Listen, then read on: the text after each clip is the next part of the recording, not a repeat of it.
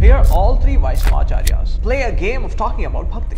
This clearly points out that none of these Vaishnava-acharyas care to understand Bhagavad Gita as it should be understood. Bhagavad Gita, 6th chapter, 6th verse. Bandhuratma atmanastasya yenatmaimatmana jitaha anatmanastu shatrutve vartetatmaiva shatruvat. When I do what is to be done, I become my friend. When I don't do what is to be done, I become my enemy. When we often find ourselves stuck in a loop because of some terrible situations happening in our life, or it may just be laziness, and we can't get hold of ourselves. That is when this verse walks in as a savior, pointing out your own importance in your life. And when you start to recognize how you are the most important person in your life, you start taking steps towards achieving what is good for you. Now, this is when you become your friend. And when you still choose to ignore yourself and get lost in the chaos of life, and that's when you become your enemy.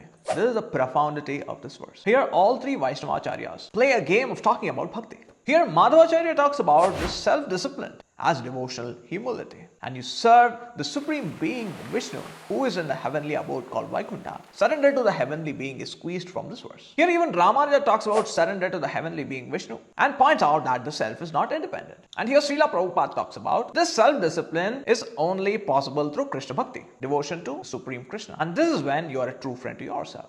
This clearly points out that none of these Vaishnava-acharyas care to understand Bhagavad Gita as it should be understood. Namaste.